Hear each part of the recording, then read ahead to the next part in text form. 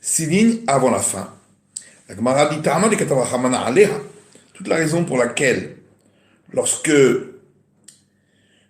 la belle-sœur a également un autre lien de parenté avec le frère du défunt, il n'y a pas de lévira, c'est parce que concernant la sœur de sa femme, il est écrit le terme sur elle, comme on a vu précédemment. Et c'est de là qu'on le déduit. Halavachi, s'il n'y avait pas eu ce mot, Abamina, Ahotisha, Meyabemet, j'aurais pensé que la sœur de sa femme doit observer la règle du Lévira. Maïtama. Et pourquoi donc? D'abrina natirase, v'dachilotase. Parce qu'on aurait dit l'obligation positive du Lévira repousse l'interdit de la sœur de sa femme. Et madame Brina natirase, v'dachilotase. L'otase grédin. Mais quand est-ce qu'on dit que une obligation positive repousse un interdit? C'est uniquement lorsqu'il s'agit d'un interdit uniquement. L'otase shesh bokaret, mais si c'est un interdit pour lequel il y a la sanction du retranchement, comme ici, midaché, est-ce que cet interdit est repoussé par l'obligation positive? Mais tout l'otase greda minaran de l'aché. En plus, d'où sait-on que une obligation positive repousse un interdit? Et l'Agma répond, dit, parce qu'il est écrit dans le Deutéronome, tu ne porteras pas de vêtements de mélange de laine et de lin. Et juste après, verset suivant, c'est écrit, tu feras des franges à tes vêtements. De là, on apprend que l'obligation de faire des franges à ses vêtements repousse l'interdiction du mélange de laine et de lin. Et donc on pourrait faire par exemple des franges de laine sur un vêtement en lin. Vamar Rabbi Elazar smuchim la Torah minayi. Et Rabbi Elazar dit d'où est-ce qu'on apprend que on peut déduire d'une juxtaposition dans la Torah. Chez Neymar, parce qu'il est dit dans les psaumes, c'est muchim la olam, ils sont juxtaposés pour toujours et à jamais, Asuyim be'emet ve'yachar. Et cela est fait avec vérité et droiture. Famar Shechet Amar Rabbi Elazar, Shum Rabbi Elazar ben Azaria. Autre cas où on apprend par une juxtaposition, c'est ce qu'a dit Rav Shechet au nom de Rabbi Elazar, au nom de Rabbi Elazar ben Azaria. Minaïli Vamash Navlat Nemuke Shechin, tout sait-on que si la belle-sœur a l'obligation positive d'observer le Lévira avec son beau-frère qui est couvert de pustules, on ne peut pas la forcer, la museler.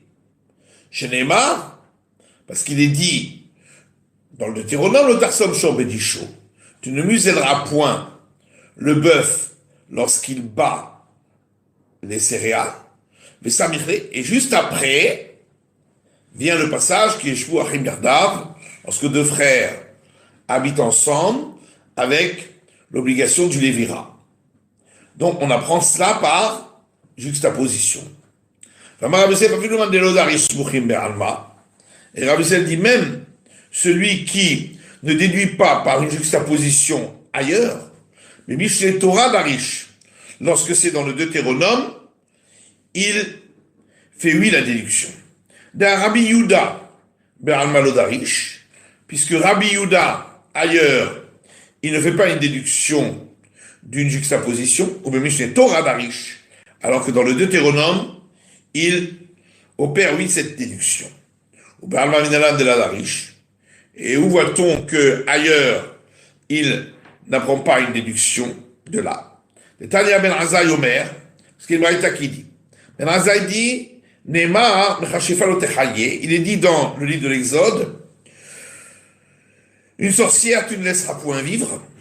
Venemar kol shochev bema motumat. Il est écrit juste après, tout celui qui a une relation avec un animal sera mise à mort. Ça prend une de l'eau. Puisque ça a été juxtaposé, on apprend de là qu'on peut faire une déduction. La même manière qu'on a vu par ailleurs que celui qui a une relation avec un animal, il est passible de la lapidation. De même, la femme qui est une sorcière, elle aussi, son châtiment est la lapidation. Amarle,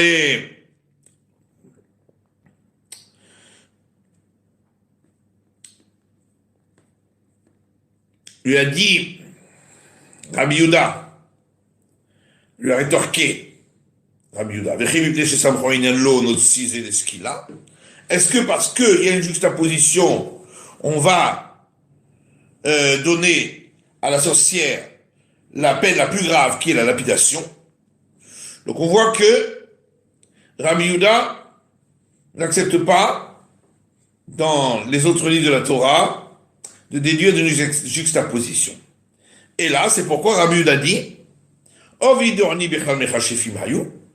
le nécromancien et celui qui parle des oracles à partir d'un os d'un certain animal qu'il met dans sa bouche, font partie des sorciers. Venamayatsu. Pourquoi le verset en a parlé à part et a précisé leur cas à eux? La kishlahem, c'est pour pouvoir faire une déduction à partir de là. Mais l'omalach, et te dire, de la même manière que pour le nécromancien et celui qui profère des oracles à partir de l'os, il y a la punition de lapidation, après Chashifa Miskila, de même, la sorcière, également, on lui donnera la lapidation. Donc il n'apprend pas par juxtaposition. Au Bishet Torah, Aminalan de Darish, et d'où sait-on que dans le Deutéronome, il apprend oui, par le biais d'une juxtaposition. Dites non, parce qu'il y a une histoire qui dit, un homme a le droit de se marier avec une femme qui avait une relation avec son père hors mariage, soit parce qu'elle avait été contrainte, soit parce qu'elle était consentante. L'interdiction, c'est seulement la femme de son père, lorsque elle était mariée avec lui. Anoussat Beno, Foutat Beno, et pareil, un homme peut se marier avec la femme qui avait eu une relation avec son fils hors mariage, par contrainte ou par consentement. C'est seulement dans le cas où elle était mariée avec son fils qu'elle est interdite. Rabida Osser, Anoussat Aviv ou Foutat Aviv. Rabida lui interdit, dans le cas de la femme qui a eu une relation avec son père hors mariage, que ce soit non consentante ou non consentie ou consentie. Vraiment, Ravida la Maramaïta Amade Rabbi Yehuda, et Ravida dit au nom de Rav, d'où vient cet enseignement de Rabbi Yehuda? Il dit parce qu'il est écrit dans le Deutéronome, Lo yikach ish et eshet aviv velo yigale kenav aviv. Un homme ne prendra pas la femme de son père, il ne dévoilera pas le coin du vêtement de son père. De là on apprend kenav shera aviv lo yigale. Le coin du vêtement qu'a vu son père, c'est-à-dire la femme qui a eu une fois une relation avec son père, il n'aura pas le droit de dévoiler, d'avoir lui aussi une relation avec elle. Et d'où sait-on qu'on parle d'une relation hors mariage, non consentante, mais il avait l'ikra de ce qui est écrit juste avant dans le verset, dire-t-il. Donc, juste avant, c'est écrit, on parle de celui qui a eu une relation non consentie pour elle avec une jeune fille, qui devra donner au père de cette jeune fille la somme de 50 pièces d'argent. Et Samirle, et juste après vient notre verset, le Ekarish, le Gomer, qu'un homme ne prendra pas, etc. Et donc de là on apprend qu'il s'agit de l'interdit d'avoir une relation avec une femme qui a eu une relation avec son père, même hors mariage non consenti. Vérabana, et les sages, eux qui ne sont pas d'accord avec cet avis de Rabbi Yehuda, disent, il y avait Samirle qui est Kamal. Si effectivement il y avait une véritable juxtaposition des versets, on aurait été d'accord. Ashta de l'eau Samirle. Mais ici, il n'y a pas eu vraiment de juxtaposition. Puisque, au milieu, on a le passage qu'un homme ne prendra pas la femme mariée de son père. Donc, forcément, il n'y a pas de juxtaposition, d'après les sages. Et le verset parle de Shomer et Yabam Akatou Benaber. D'une femme qui est en attente de Lévira avec son père. Parce qu'elle était mariée avec le frère de son père, qui est mort sans enfant. Mais la voilà, Vishtunavim, pour dire que celui qui a une relation avec elle enfreint deux interdits. D'abord, d'avoir une relation avec une femme qui est en attente de Lévira. Et deuxièmement, parce qu'elle est en attente de Lévira avec son père. Obligé Torah Maïta Amadé Darish. Mais alors pourquoi Rabbi Yehuda accepte de faire ici une déduction par juxtaposition, parce que ce serait le Deutéronome? Qu'est-ce que ça change? On peut dire parce que on est forcé de dire qu'on fait la juxtaposition, ou parce que il y a des termes en trop. On peut dire parce que c'est forcément il y a à faire la juxtaposition. Parce que sinon, pourquoi la Torah n'a pas parlé de cet interdit lorsqu'on a parlé des interdits de femmes qui sont, pour lesquelles, qui sont des proches parentes, dans le Lévitique? Pourquoi avoir attendu d'en parler dans le Deutéronome? Et, ou si tu veux, je peux dire parce que, il y a des termes en plus, parce que le verset aurait pu dire tout simplement, un homme ne prendra pas la femme de son père.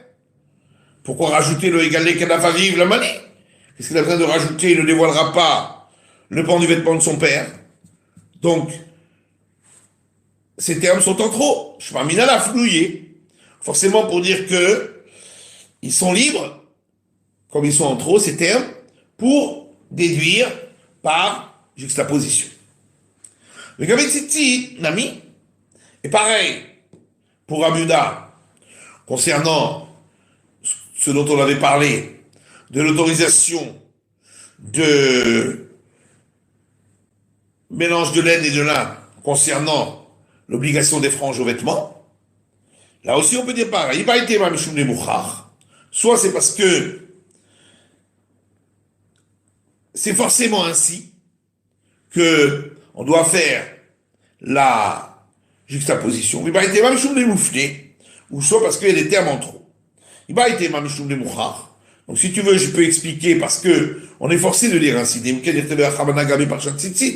Sinon, pourquoi la Torah n'a pas rapporté ce verset concernant les franges dans le passage qui les concerne, qui se trouve dans les nombres?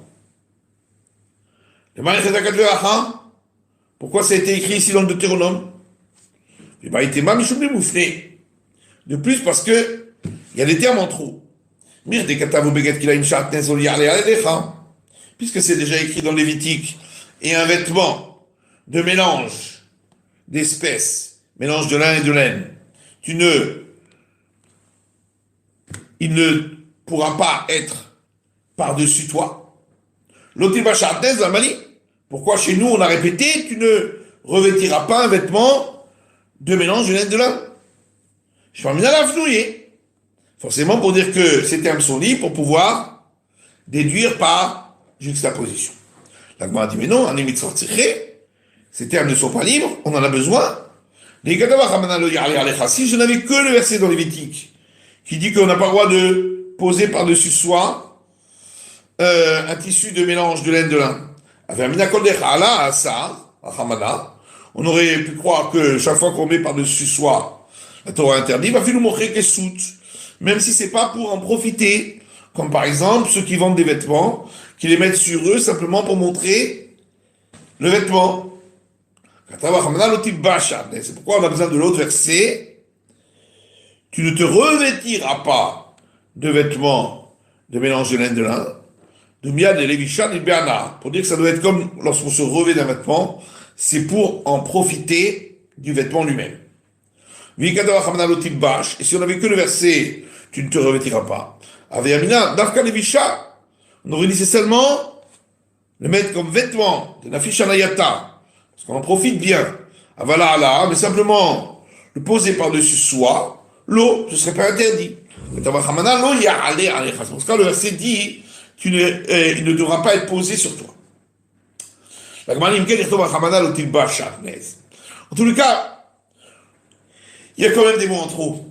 Parce que la Torah aurait pu dire tout simplement, tu ne te revêtiras pas de sha'atnez, donc de mélange. Qu'est-ce qu'on a besoin de préciser? Laine et lin. Mirdekatav ou beget qu'il a une sha'atnez alecha, puisque dans l'autre verset il était dit, et un vêtement de mélange sha'atnez ne devra pas être posé par-dessus toi. Nous avons un enseignement d'une braïta provenant de la maison d'études de Rabbi Ishmael qui dit puisque dans la Torah on a parlé de vêtements sans précision. Et une fois, le verset a précisé concernant le vêtement qu'il s'agissait d'un vêtement de laine et de lin. Avkol, c'est merupishin. Et donc partout ailleurs, quand c'est marqué vêtements, il s'agit de laine et de lin. Donc c'est merupishin katavachman alamali. Donc pourquoi la Torah avait eu besoin de préciser ici laine et lin, puisqu'elle a déjà écrit qu'il s'agit d'un vêtement. Et tout vêtement, c'est laine et lin, d'après Rabbi Ishmael. Shvamina l'a flouillé. Donc c'est pour qu'il soit en plus, en trop, pour pouvoir faire la déduction par juxtaposition. La Gemara dit va rire. Mais non, en vérité, j'en ai besoin de ces mots-là. Ils ne sont pas en trop. C'est la fiche Hanaata. Parce que j'aurais pu croire que c'est seulement là-bas quand on a parlé du vêtement, où il est dit poser sur soi le vêtement. Parce qu'on n'en profite pas beaucoup. C'est pourquoi l'interdiction, c'est uniquement laine et lin. Aval levisha, mais ici où on parle de se revêtir, comme avec la fiche Anayata, où là on profite beaucoup. On aurait pu croire que la Torah interdit le mélange de deux espèces, quelle qu'elle soit. C'est pourquoi la Torah a dit laine et lin. Donc c'est pas en trop. La Gemara dit non, en vérité, la Torah aurait pu ne pas dire laine et lin. Et on l'aurait appris qu'il s'agit de laine et de lin par similitude des termes. Il est marqué ici le terme sha'atnez, et dans le verset dans le Lévitique qu'on a rapporté, c'est écrit aussi ce terme sha'atnez.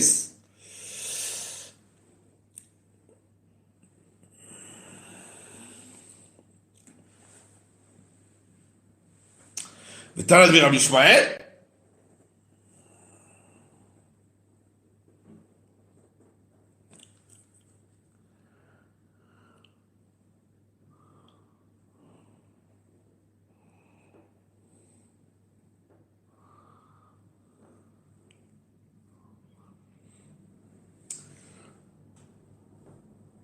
Donc de là, on apprend déjà que il s'agit de vêtements de laine de lin. Donc, les mots laine et lin sont en trop. Le Talmud de Rabbi Ishmael, Ta'amad et Katav Achamana, Tsemer Pushchin, Halavachi, Kilaim et Titavamina Dasa Achamana. Maintenant, la Gemara dit, qu'est-ce qu'on dit ici?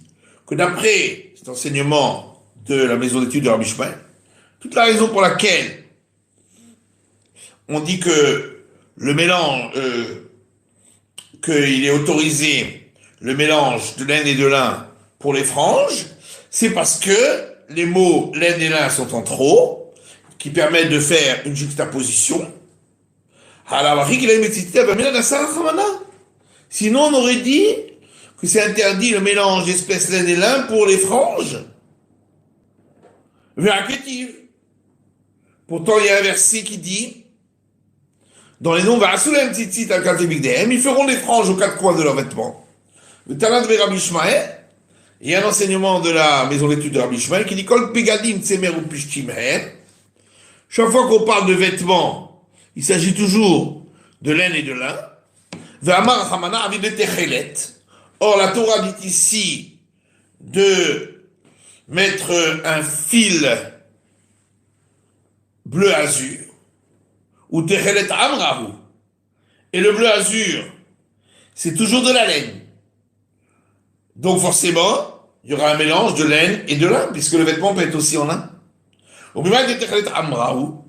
Et tous ces tons que le vêtement, le fil azur, c'est de la laine. Puis de Sheshkitna, Trelet Amrahu. Puisque dans les vêtements du grand prêtre, on parle de fil de lin, et on parle aussi de fil bleu azur. Forcément, le bleu azur, c'est de la laine.